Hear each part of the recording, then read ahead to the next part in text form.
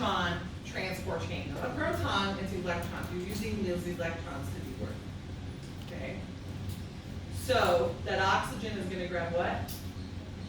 Electrons from complex 4 so that you can keep the electron transport chain moving. Okay? If you can't just have oxygen with electrons, you can't have negative oxygen, right? So you combine it with protons to make water. It's like 1/2, it's like an oxygen atom plus an electron plus a proton. Okay? I don't really care about the balancing rate. I care that you understand that oxygen grabs the electrons, it combines with protons to make water. So water is a byproduct. That's how we get water at the molecular level.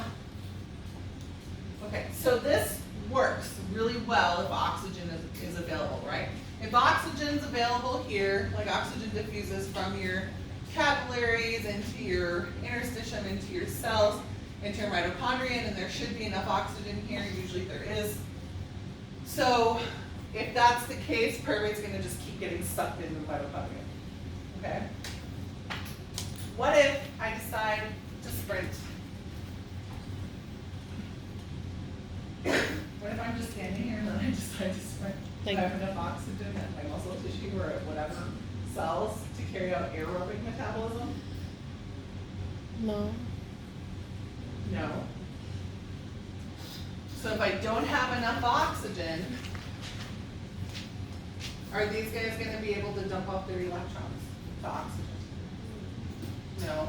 If they can't dump off their electrons, are they going to regenerate FAD plus and NAD plus?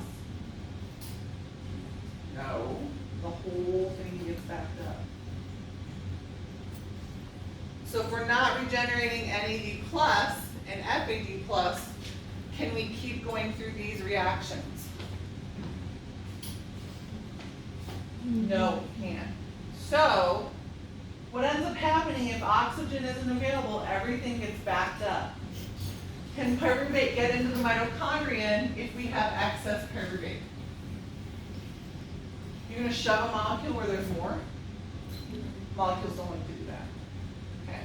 So everything gets backed up. It's like a conveyor belt or like in a traffic jam, right? Everything gets backed up. And you're left with a bunch of pyruvate that can't get into the mitochondria.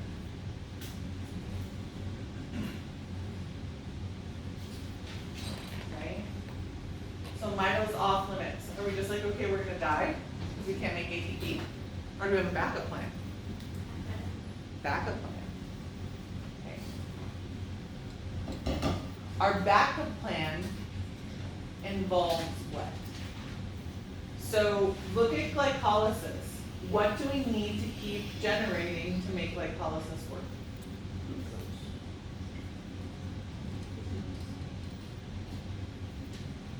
What coenzyme? Because coenzymes make your enzymes work. Yes. So what do we need to keep glycolysis going? What? Nope. Is it carbon? Nope. NAD+. G. So if you're G6P, no, that's bisphosphoglycerate. Never mind. I'm like bisphosphoglycerate. If there's low bisphosphoglycerate, then that's going to signal to your body that you're not going through Krebs. That's a biochem. Don't worry. I just brought it up because you said it. So if you have excess intermediates, that's going to cause you to stay in here and do this pathway versus here. And it's telling your body that you don't have enough oxygen, and so your body's going to regulate it. Okay. So we have excess pyruvate. What do we need to do to keep doing this? We need that NAD regenerated somehow. Can we go into the mitochondria and do it? No, because you don't have oxygen, right? No, because we don't have enough oxygen. Okay, so we have a backup plan. Let me show you your backup plan. You're going to take pyruvate to lactic acid.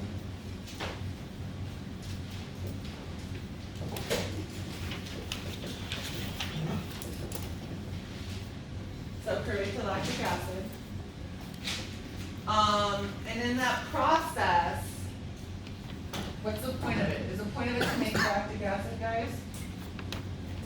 No, it's what you're familiar with, so don't claim that, okay? The point is to regenerate what? NAD plus. There's an enzyme here called lactate dehydrogenase. You don't have to know that, but there's an enzyme that takes NADH, it has to have NADH, and it regenerates NAD plus.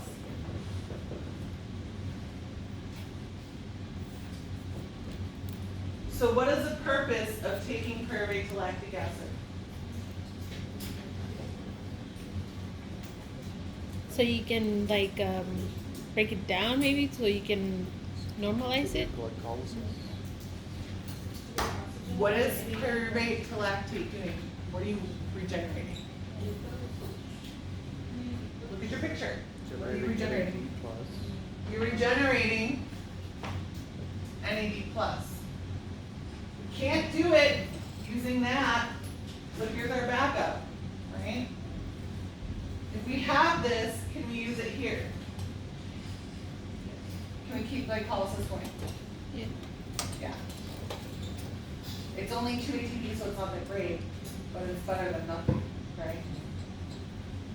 Because remember, 2 ATP, 2 ATP, 32. I'll show you how you get the 32 in a second. But if you can't get into the mitochondrion because you don't have enough oxygen at that mitochondrion when you need it, you're going to make lactic acid and regenerate that coenzyme. So that you can keep using it in glycolysis. You can keep plugging and chugging. Pyruvate to lactic acid, what do we call that?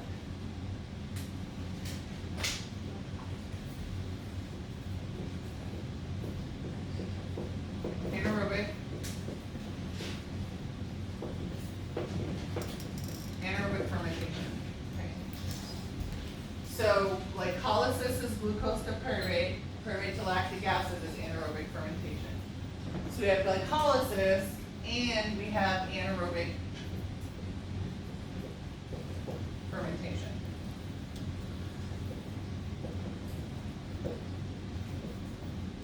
Both of these are anaerobic metabolism.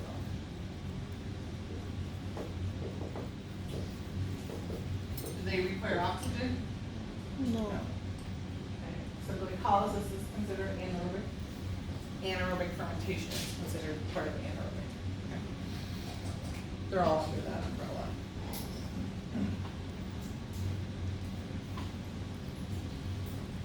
So what is the purpose of anaerobic fermentation? To continue to make ATP or anything else. To regenerate what? NAD plus. What's the overall goal of anaerobic fermentation? To keep what? Glycolysis going, so you keep making ATP. Okay. So this specific reaction regenerates NAD plus. Why do we do anaerobic fermentation? To regenerate that, to keep this going. Okay. Until the mitochondria gets enough oxygen where it can shift back into aerobic metabolism. How does your body do this? So, we usually use muscle cells, right? Because muscle cells are like the easiest. So let's say I'm running a race. I'm going through aerobic metabolism, and then I'm at the end of the race, and I want to sprint to pass somebody.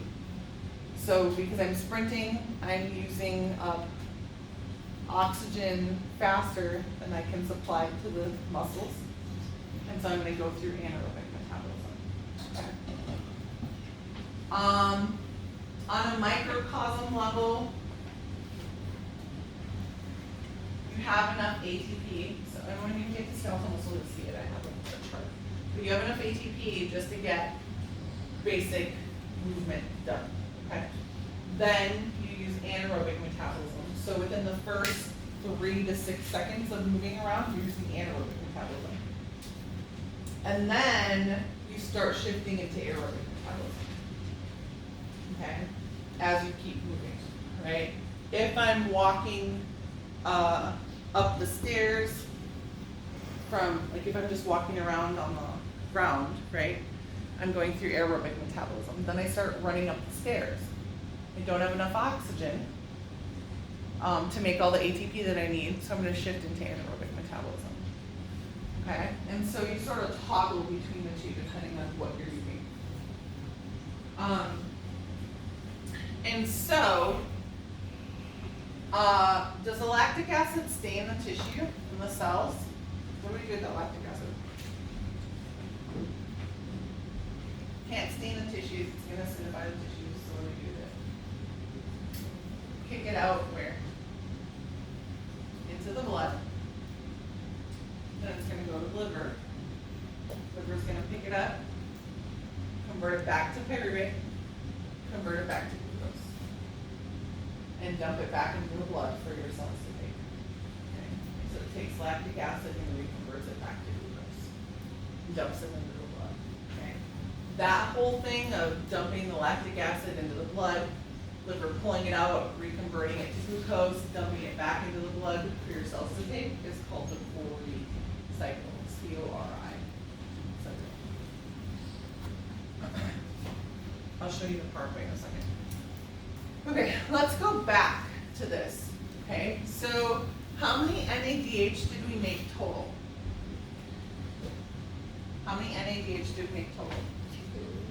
2, 4, 6, 8, 10. 10 NADH total. We make 3 ATP per NADH. How many ATP would we get? 3 times 10? 30. 30. Okay. How many FADHs did we make?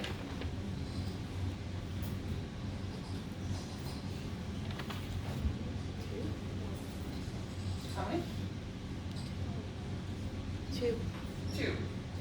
2 FADHs can make 2 ATP per 4. How many ATP did we make in glycolysis? Or how many did we net? 2. How many did we make in Krebs? Let me write it there. How many did we make? What's our total?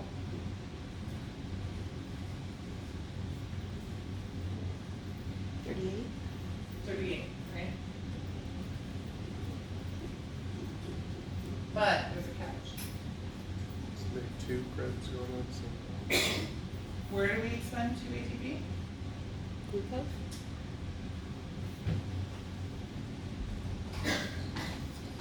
When we pull this NADH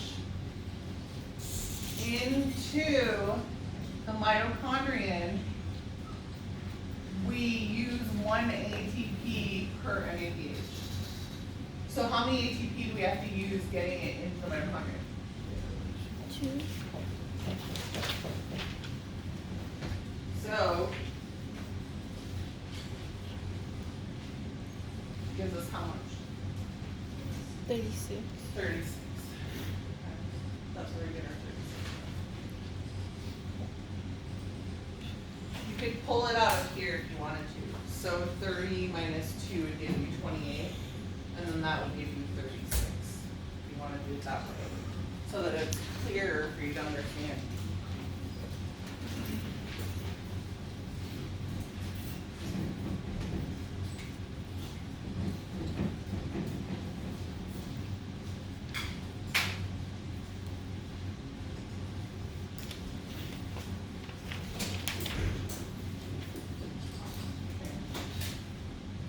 So this would be what? 28 plus 4 gives us 32. 28 plus 4 gives us 32. 32. 32. 34. 33, 34, 35, 36.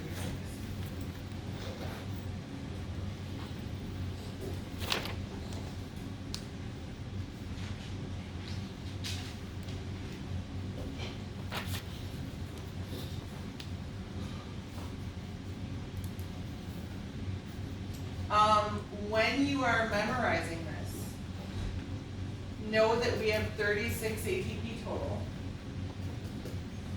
How many do we net from glycolysis? 2. So 36 minus 2 gives us what? 34 in the mitochondrion. Right, you following me? 36 ATP minus 2, net 2 from glycolysis, so that gives us 34. How many did we make at Krebs? 2. So 34 minus 2 gives us 32. 32. So 2, 2, 32. So, which part of metabolism gives you the most ATP? Electron transfer chain. How many? 32. Okay. Good.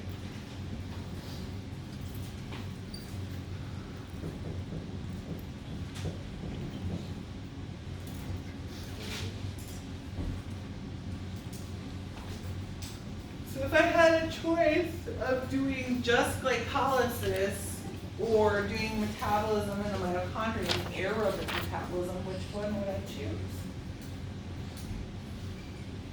Anaerobic or aerobic? Aerobic. How much ATP am I making aerobically? 32 plus 2 from Krebs gives us 34. How much from glycolysis? Which one is better? The 34, right, in the mitochondria. So what do we prefer to do as mammals? The Aerobic aerobic. metabolism in the mitochondria, right? We have to have a backup plan.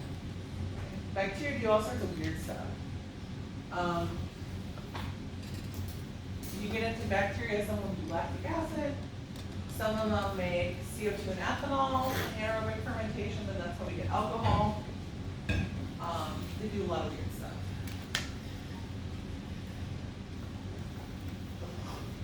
Any questions on that? Okay, so a lot of you have already started doing glycolysis and then doing Krebs.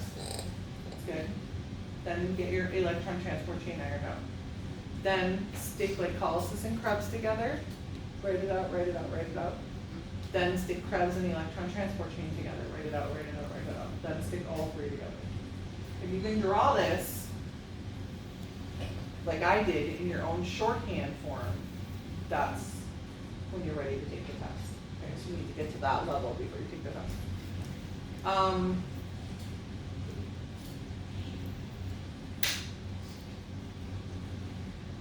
Students ask me in the other 261 class, do we need to draw the whole thing out? No, you don't. But what ends up happening when you do draw it out is you figure out a shorthand way to draw it out really fast.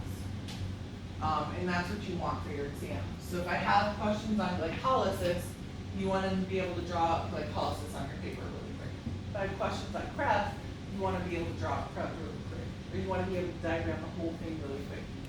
If I was drawing this out, it would be glucose to pyruvate, pyruvate, Krebs, Krebs, a box for electron transport chain, and then probably NADH, FADH2 from each part in ATP. And then where do we use oxygen, where do we not use oxygen, what happens if we don't have oxygen? Okay, so that you can use that picture to answer those exam questions. Ms. Marilla, I did have a question. Yeah. Just when it came to the ETC, the electron transport chain, the last one is the outer membrane, but all the protons, the H plus, those stay within they get pumped into the intermembrane space? Yep, Okay. those H plus get stuck in that intermembrane space. Okay. There are experiments, so how did they figure this out? They injected a pH indicator in the intermembrane space, a different one in the cytosol, and a different one in the matrix. And they looked to see which one shifted pH the most, and they found that the intermembrane space was really acidic. And they were surprised, and they're like, okay, why is this so acidic? And so they did more research and more experiments, and they found out it's because you're pumping protons from the matrix into the intermembrane space. And so you can see a decrease, as you pump the protons, the matrix gets more basic, and the intermembrane space gets more acidic. So you can actually, it's a direct relationship. It's really interesting. So how does the cycle electron transfer eventually get more oxygen? By breathing faster, or by blood vessels dilating to get more blood flow to the area, or it's by diffusion. So you have to increase oxygen at the lungs, you have to get it in the plasma, you have to get it in whatever. If you don't have enough oxygen, you're gonna make more red blood